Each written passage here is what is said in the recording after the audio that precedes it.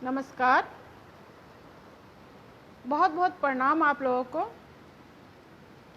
मैं आरती आलोक वर्मा सिवान बिहार से बिहार स्वाभिमान आंदोलन के पेज पर आप सबका हार्दिक अभिनंदन करती हूँ।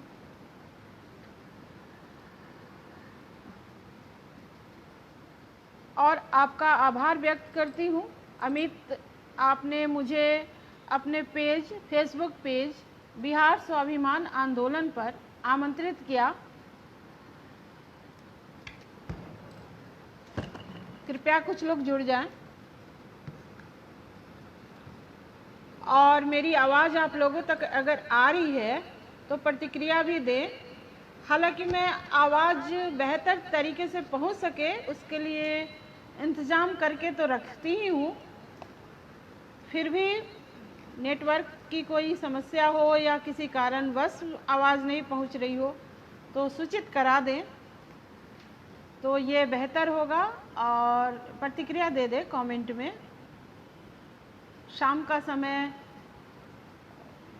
मैं शाम के समय कार्यक्रम लेने से थोड़ा हिचकती हूँ। हमारे यहाँ बिजली की अक्सर कट जाता है लाइट। और नीरज नयन जी, आपका बहुत आभार, आपने प्रतिक्रिया दिया। ऐसे ही प्रतिक्रिया बनाए रखें। और मैं बिहार स्वाभिमान आंदोलन के फेसबुक पेज पर लाइव हूँ। आरती आलोक वर्मा सिवान बिहार से कवित्री हूँ मैं। और मुझे ये मुद्दा, एक विषय, ये खास विषय है जो मुझे दिया गया है, भोजपुरी समाज में स्त्री। आमतौर पे मुझे इस विषय में बात कुछ कहने के लिए, कुछ अपने विचार रखने के लिए आमंत्रित किया जाता है। नारी सशक्तिकरण से संबंधित भी विचार रखने के लिए मुझे आमंत्रित किया जाता है। लेकिन चूँकि मैं स्वयं भोजपुरी समाज का प्रतिनिधित्व करती हूँ, मैं नारी समाज का भी प्रतिनिधित्व करती हूँ और साथ ही भोजपुरी समाज का, तो मुझे बिहार रक्षा मंत्र आपका स्वागत है।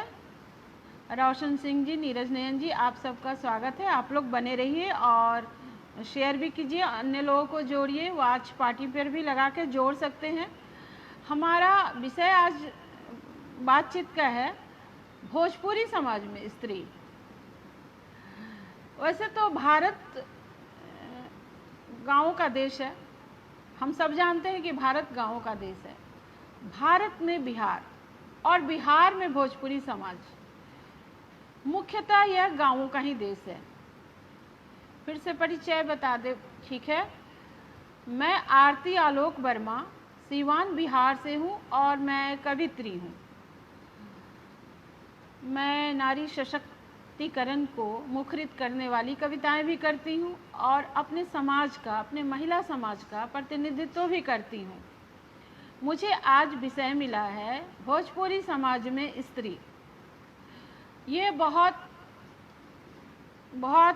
क्लियर तो है नहीं, ये विरोधाभास का विषय है। इसमें बहुत सारे विरोधाभास हैं। चूँकि हमारा भोजपुरी समाज अभी भी गांव प्रधान है, तो गांव की प्रधानता है। विचारों में भी ग्रामीण परिवेश है, बहुत सारी चीज़ है। तो शिक्षा भी है लेकिन उसकी मात्रा कम है, प्रतिशत कम है। शिक्षा बहुत बड़ा अस्त्र कहें या शस्त्र कहें होता है सभी मनुष्य के लिए। यही एक ऐसी चीज़ है कि हम लोगों को पशु से श्रेष्ठ बना देता है, विवेक और ज्ञान। वरना पशुओं में बहुत सारे गुण हैं, बहुत सारे हुनर है, एक शिक्षा के सिवा, विवेक के सिवा। और हमारे यहाँ महिलाओं की शिक्षित होने का प्रतिशत कम है। पहले तो और भी कम था, समय अनुसार इसमें वृद्धि तो हुई है लेकिन संतोषजनक नहीं है, जहाँ तक मैं जानती हूँ। मैंने जितना समाज देखा है, समाज का अध्ययन किया है, वहाँ मुझे संतोषजनक स्थिति देखने को नहीं मिली। अभी भी महिलाएं बहुत मुखर नहीं हैं, अभी भी महिलाएं बहुत शिक्षित नहीं हैं। अगर शिक्षित भी हैं तो किसी न किसी बंदिशों में हैं, किसी न किसी परिस्थिति विशेष के तहत चार दीवारी में हैं। तो बहुत उल्लास से अगर कह सके कि भोजपुरी समाज में महिलाओं की स्थिति बहुत अच्छी है, ऐसा कुछ नहीं है। हाँ, कहीं कहीं अच्छा है, प्रयास जारी है। प्रयास हम सब महिलाओं को करना पड़ेगा मिलके। तो इसमें मैं राहत इंदौरी जी, जो अब तो दिवंगत हो चुके हैं, उन्हीं के शेर से मैं आमतौर पे अपना कार्यक्रम प्रारंभ करती हूँ। ना किसी हम सफ़र ना हम नसी से निकलेगा जी, ना किसी हम सफ़र। मैं राहत इंदौरी जी का, हालांकि मुझे महिला रचनाकारों की पंक्तियाँ लेके आनी चाहिए थी, कहनी चाहिए थी, मेरी खुद की भी पंक्तियाँ हैं, लेकिन मुझे बहुत पसंद है राहत इंदौरी जी का यह शेर। ना किसी हम सफ़र ना हम नसी से निकलेगा, हमारे पाँव का कांटा हम ही से निकलेगा। इस नारी एम्पावरमेंट, वुमेन एम्पावरमेंट के लिए औरतों को खुद ही आगे बढ़ना होगा, खुद ही शिक्षित होना होगा, या कोई भी इल्म, कोई भी ज्ञान उसको हासिल करने के लिए स्वयं प्रयास करना होगा। और हमारे भोजपुरी समाज में, भोजपुरी के ही एक बहुत बड़े लेखक हुए राहुल संकृत्यान जी, जिनके नाटक था, जिनका मेहरारूवन के दुर्दशा,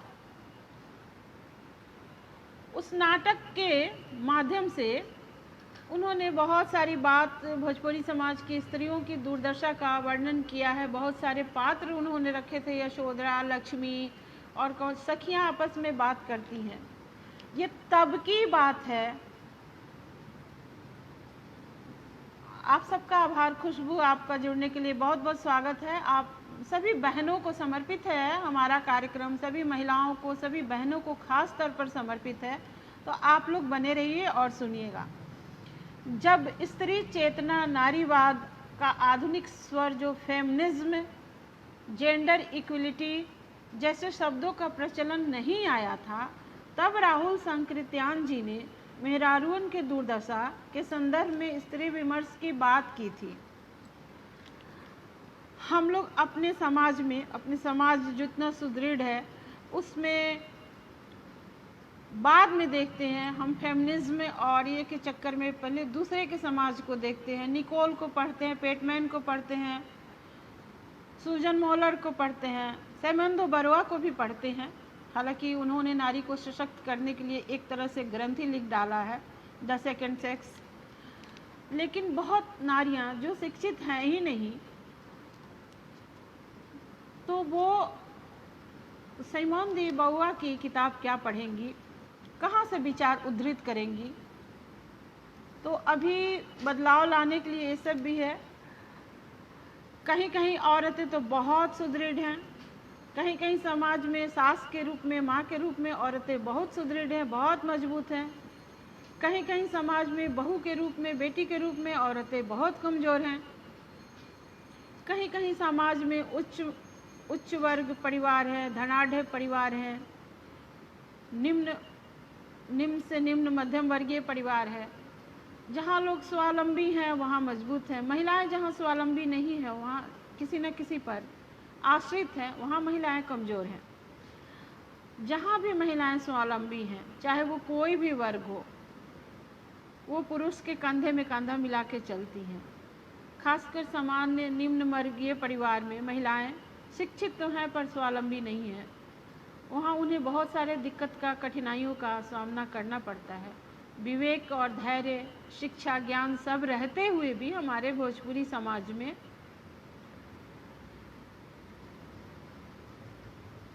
जी नहीं, मैं भिखारी ठाकुर जी को नहीं भूल गई हूँ। मैंने उस नाटक को पढ़ा था, नाटक के बारे में पढ़ा था। वो भिखारी ठाकुर जी को कैसे भूल जाएंगे, वो भोजपुरी के शेक्सपियर हैं। उनकी किताब, उनका नाटक विधवा विलाप मैं कैसे भूल जाऊंगी। हाँ, अभी मैं मुख्य तौर पे भोजपुरी साहित्यकारों की चर्चा करने यहाँ नहीं आई हूँ। भोजपुरी समाज में महिलाओं की स्थिति जो है वो बहुत हद तक अच्छी नहीं है, कुछ हद तक अच्छी है।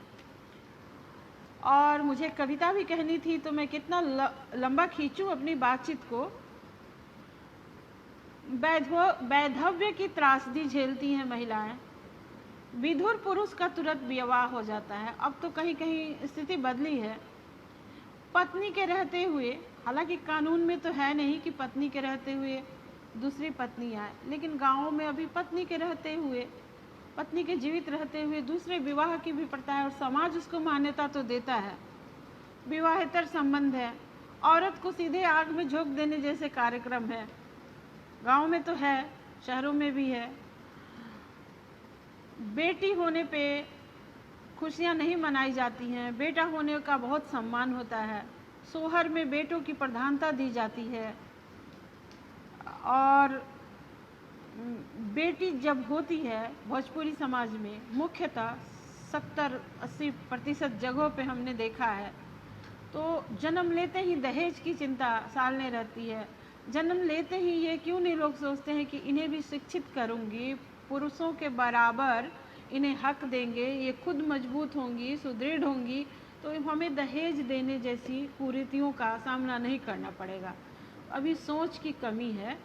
हालांकि कुछ बदलाव आया है, जहाँ जहाँ देखा गया है जेंडर इक्वलिटी, जहाँ जहाँ दी गई है, जहाँ जहाँ लड़कियों को, नारियों को अवसर दिया गया है, उन्होंने अपना लोहा मनवाया है, अपनी काबिलियत को दर्ज कराया है और बहुत सारे बदलाव आए हैं। एक तरह से रिमोट से चलती हैं महिलाएं। नाक छेदन की परंपरा है, नकेल कसी जाती है, औरतें स्वर्ण आभूषणों और सब चीज़ों में अपने आप को गुमराह करके और खुश रहती हैं, अपनी काबिलियत भूल गई हैं। और जो थोड़ा बहुत अपने स्वाभिमान, अपनी काबिलियत को पहचानती हैं, तो उनके रास्ते में बहुत सारे अवरोध हैं, लेकिन अवरोधों को पार करना ही जीवन है। और मैं बेटी पर एक गज़ल सुनाती हूँ। बहुत सारी बात कहने का आशय तो है नहीं, मैंने स्थिति समझा दी और बेटी पर मैं गज़ल कहती हूँ, आप सुनिएगा आप लोग।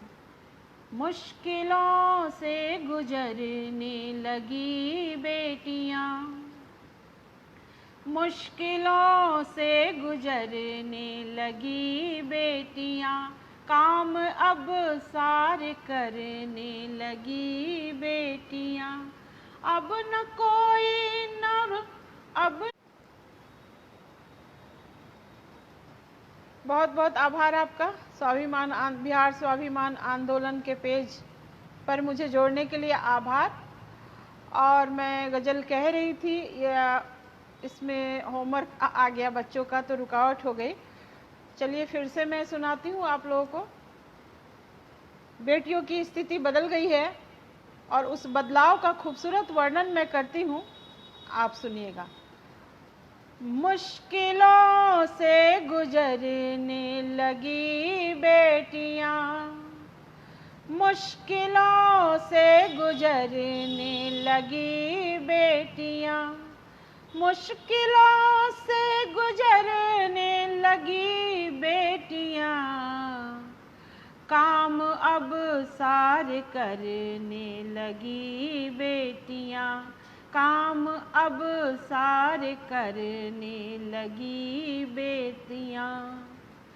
अब न कोई रुकावट न बंधन इन्हें, अब न कोई रुकावट न बंधन इन्हें, अब न कोई रुकावट न बंधन इन्हें, अब हवा संग बहने लगी बेटियाँ, अब हवा संग बहने लगी बेटियाँ, साथ इनके समय के भी साए चले, साथ इनके समय के भी साए चले, साथ इनके समय के भी साए चले, जब सफर में उतरने लगी बेटियां, जब सफर में उतरने लगी बेटियां। हो सुबह शाम हो रात हो या कोई, हो सुबह शाम हो रात हो या कोई, हो सुबह शाम हो रात हो या कोई, काम की बात करने लगी बेटियां, काम की बात करने लगी बेटियां। और यही हमारा भोजपुरी समाज है। दो पंक्तियों में आप समझ जाइएगा, कल की स्थिति और आज की स्थिति दो पंक्तियों में आप समझ जाइएगा। तो सुनिएगा। एक मुद्दत से जिसने सहे गम कई, एक मुद्दत से जिसने सहे गम कई, एक मुद्दत से जिसने सहे गम कई, उन गमों से मुकरने लगी बेटियां, उन गमों से मुकरने लगी बेटियां। और ये परिस्थिति, ये स्थिति कैसे आई है, एक शेर से मैं हाजिर करती हूँ, नज्र करती हूँ। आप लोगों को पसंद आए तो शेयर कीजिएगा। और सुनिए।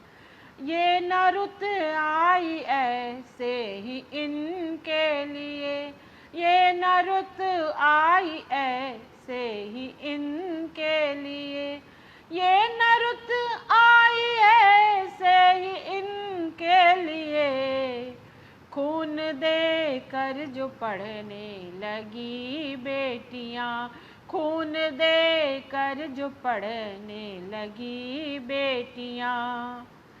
ख्वाब, और आपने सवाल किया था कि सशक्त होने के लिए आप बताइए क्या करें। तो सशक्त होने के लिए सबसे पहले तो आपका शिक्षित होना जरूरी है। आप चाहे कोई भी इल्म लें, वो इल्म आपके शिक्षा से हो, आपके किताब में किसी विषय को पढ़े, आप कोई गुण सीखे, कोई भी गुण हो, बहुत सारे गुण भरे पड़े हैं दुनिया में, आप गुणी हो, आपको वो कार्य करने आएगा तो आपके प्रतिभा की पहचान होगी, और आपकी प्रतिभा की पहचान होगी तो आपके हुनर को मुकाम मिलेगा, फिर आप सशक्त होइएगा अपनी पहचान बनाने में। तो मैं कलमकार हूँ, मैं पढ़ती हूँ, तो मैंने शिक्षा को ही माध्यम बनाया है। आप अपने किसी और गुण को भी माध्यम बना सकती हैं। कोई भी महिला, कोई भी बहनें, आप अच्छी गायकी करती हैं तो आप गायकी कर सकती हैं, नृत्य अच्छा करती हैं, कोई भी गुण, सिलाई कर सकती हैं, कटाई कर सकती हैं, कुकिंग कर सकती हैं। मैंने तमाम महिलाओं को देखा है।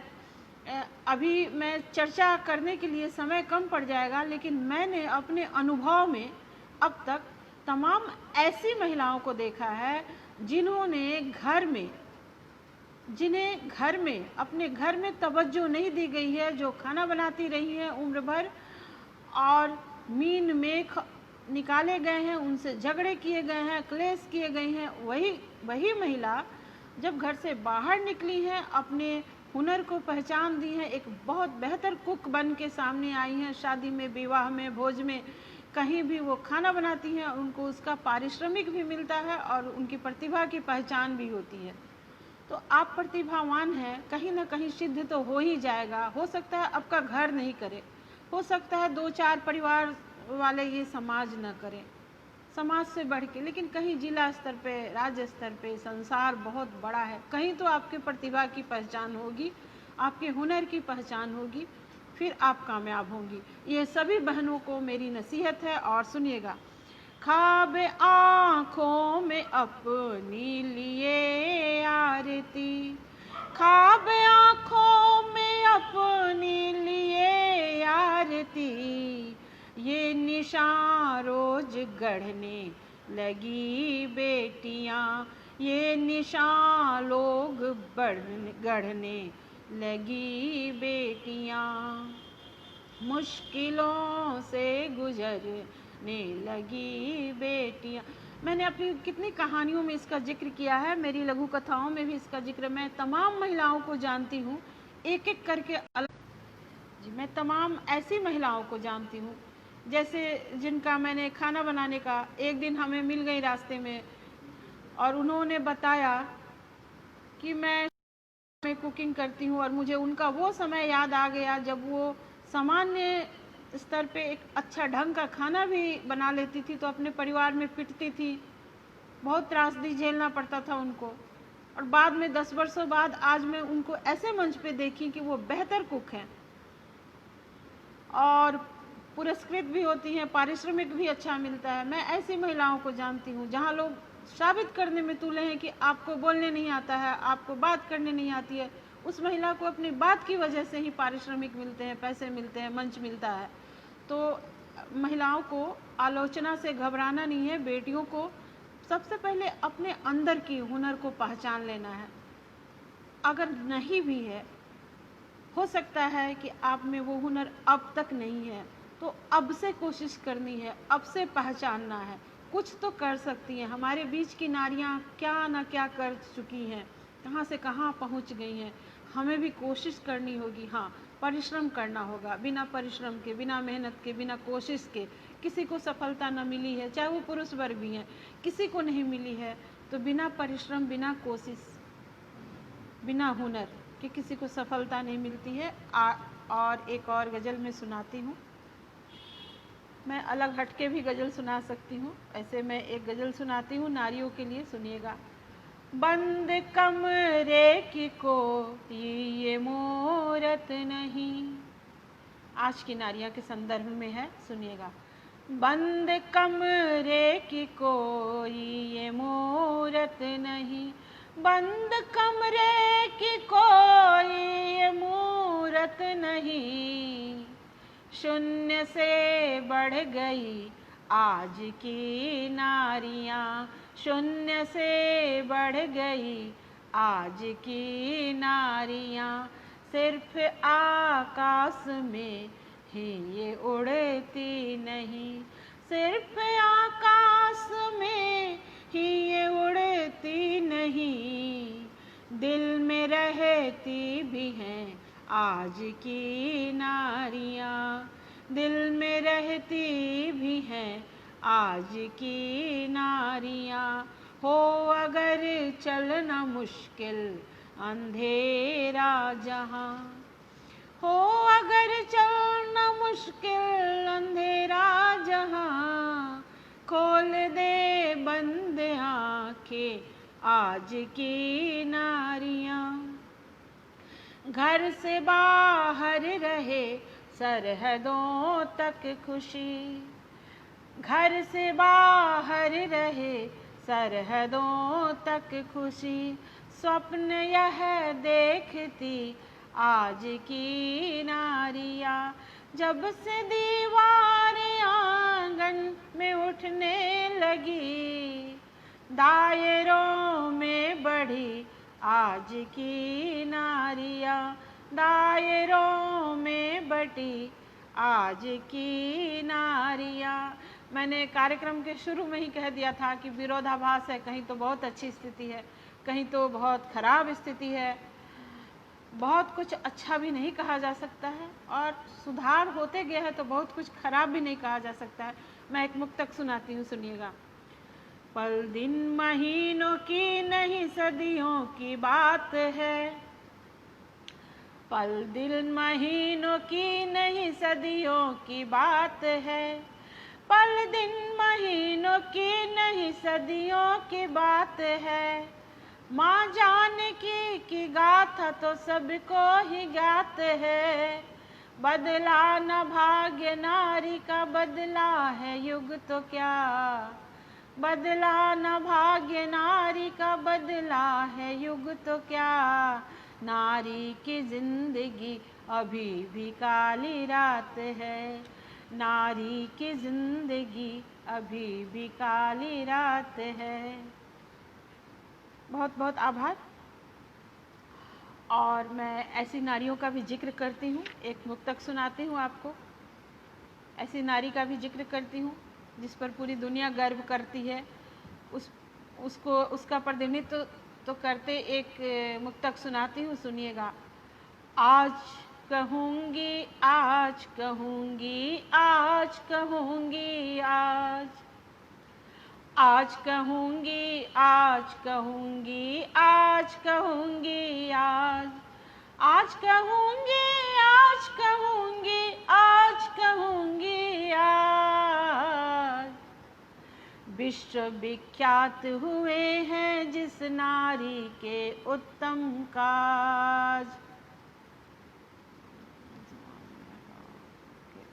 जी, बहुत बदलाव आया है। नहीं, हमारे समाज में महिलाएं पहले भी, हमारी सनातन संस्कृति में पहले भी बहुत सम्मानित ओहदे पे थी, उनका बहुत सम्मान होता था। हमारी संस्कृति बहुत महिलाओं का सम्मान, शक्ति की देवी, ज्ञान की देवी, धन की देवी, माँ गंगा, माँ धरती, सब तो है ही ना, हमारे संस्कृति में तो है ही, बहुत आदर की पात्र रही है। लेकिन बीच में बहुत सारी संस्कृतियों का जब मेल हो गया है, बहुत सारी बर्बरता आ गई है समाज में, तब जाके वो कुरीतियाँ फैल गई हैं। ऐसी कुछ कुरीति थी नहीं, लेकिन जो फैल गई थी उसमें भी संशोधन हो रहा है। अब सब लोग सजग हो सके, नारी भी खुद सजग हो गई हैं और पुरुष वर्ग भी अब सम्मान करना जानते हैं, वो तो खुद ही शिक्षित हैं।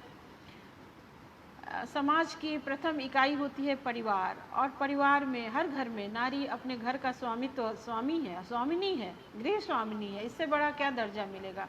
हमारे फेमिनिस्टिक जो बात करते हैं, फेमिनिज्म की जो बात करते हैं, विदेशों की बात करते हैं, सब जगह बदतर स्थिति है, कहाँ कोई स्वामिनी है अपने घर की। लेकिन हमारे यहाँ, हमारे गांव में आज भी महिलाएं बहुत सुदृढ़ है, सब महिलाएं अपने घर की स्वामिनी हैं। कहीं कहीं कुरीतियाँ फैल चुकी हैं, कहीं कहीं गंदगी है, तो उसमें बदलाव आ रहा है। जहाँ गंदगी है वहाँ सुधार करने की ज़रूरत है। हमारी संस्कृति बहुत अच्छी है, उसका अनुसरण हो जाए तो कोई बात ही नहीं थी। तो सुनिएगा। आज कहूँगी, आज कहूँगी, आज कहूँगी, आज विश्व विख्यात हुए हैं जिस नारी के उत्तम काज। आज कहूँगी, आज कहूँगी, आज कहूँगी, आज जिसके रग रग में था शामिल त्याग, तपस्या और बलिदान। बहुत सारी नारियां हैं जो अपने त्याग, तपस्या, बलिदान, अपनी प्रतिभा के बल पे राज की हैं संसार में। हमारे भारत की, हमारे बिहार की नारियां, सुनिए।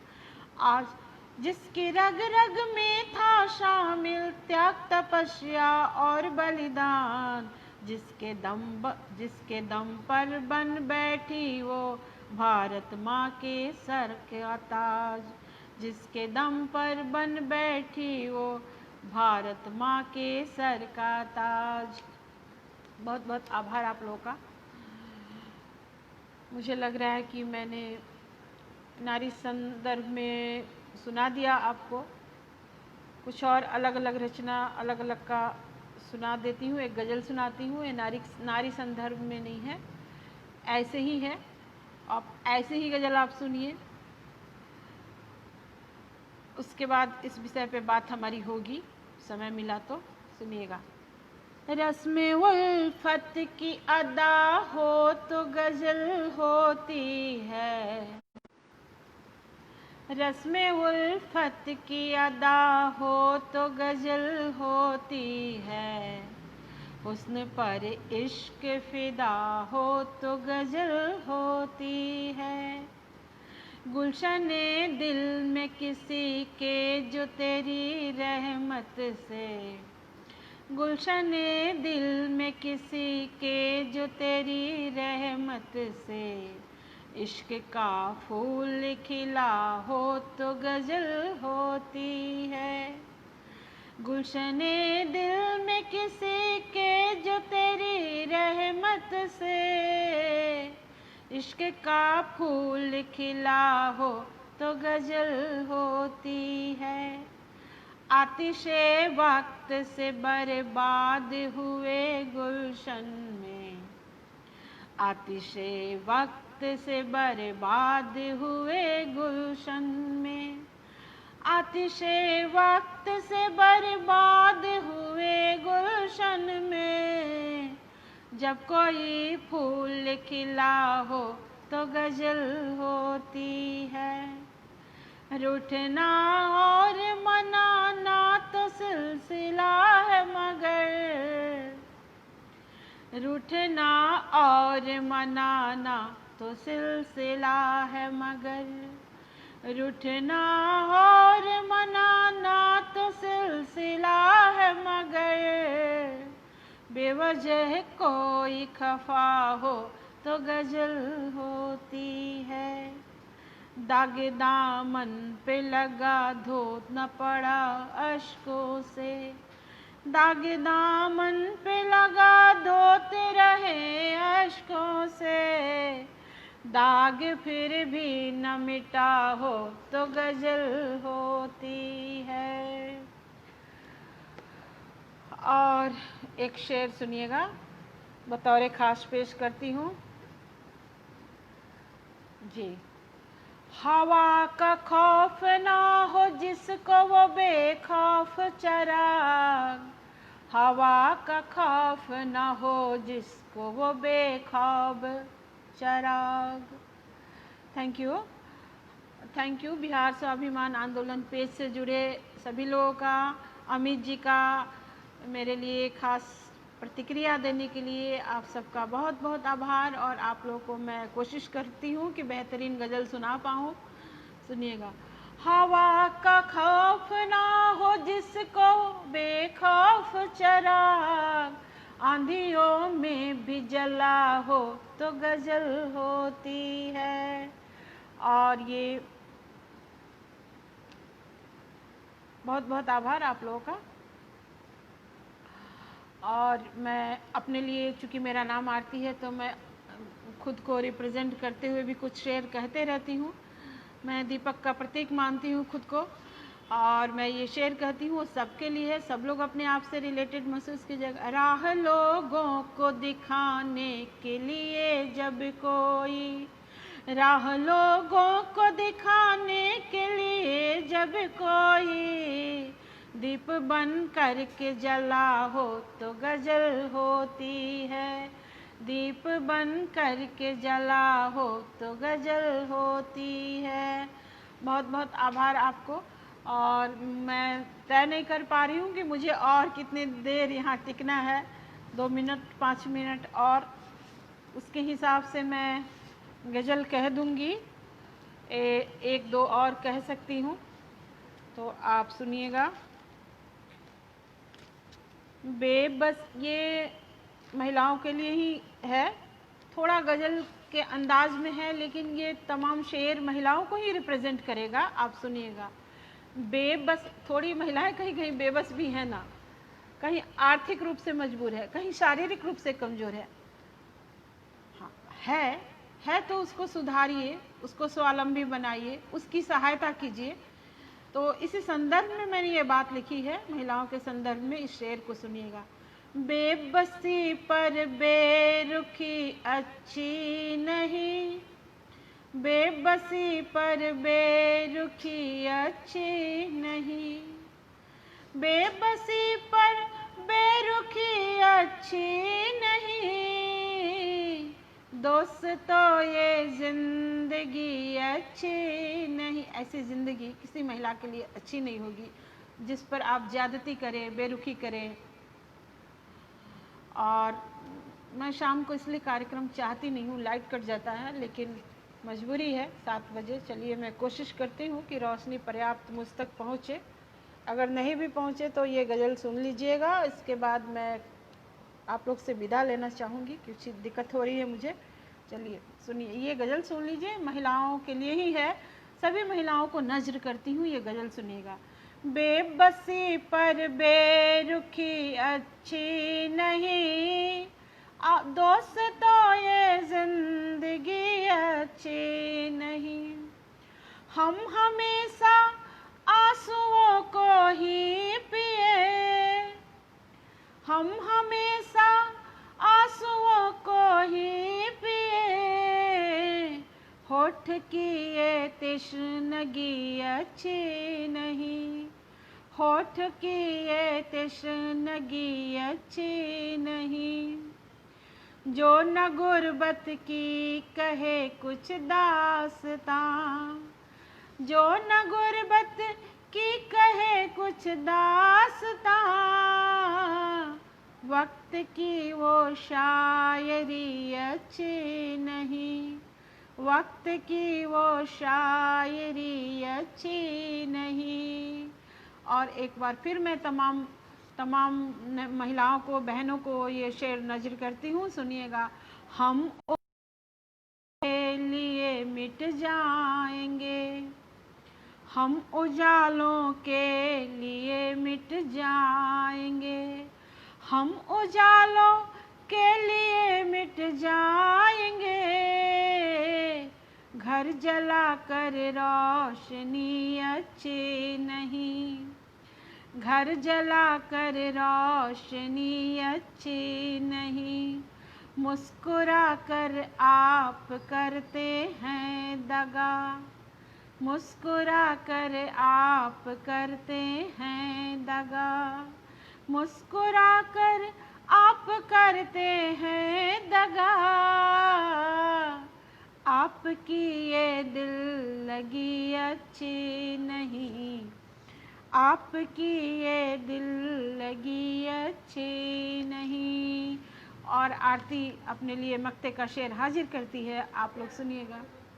आरती की रोशनी में जुल्म हो, आरती की रोशनी में जुल्म हो, आरती की रोशनी में जुल्म हो।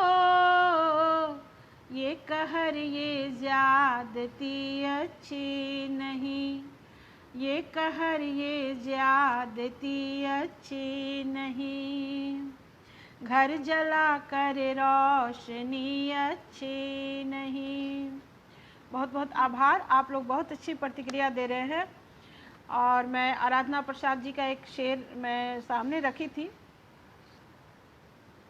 ये बेटियों को नज़र करती हूँ। ये बिहार की गज़लकार आराधना प्रसाद जी का शेर है, आप सुनिएगा। लद गए वो दिन पुराने, आंसू और वो सिसकियाँ, लद गए वो दिन पुराने, आंसू और वो सिसकियाँ। चांद पर जाने लगी हैं अब तो अपनी बेटियाँ,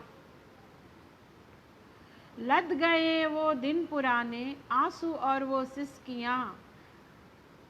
चांद पर जाने लगी हैं अब तो अपनी बेटियाँ। और मशहूर शायरा अंजुम रहबर जी के शेर से मैं अपने कार्यक्रम को समाप्त करूंगी। उनके 2 शेर मैं सुनाऊंगी और उससे कार्यक्रम को समाप्त करूंगी। ये तमाम बेटियों को नज़र करती हूँ कि ऐसा हौसला वो रखें, खुद में रखें।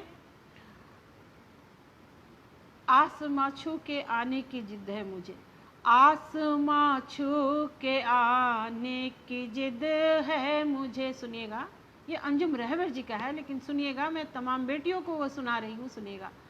आसमां छू के आने की जिद है मुझे, आसमां छू के आने की जिद है मुझे।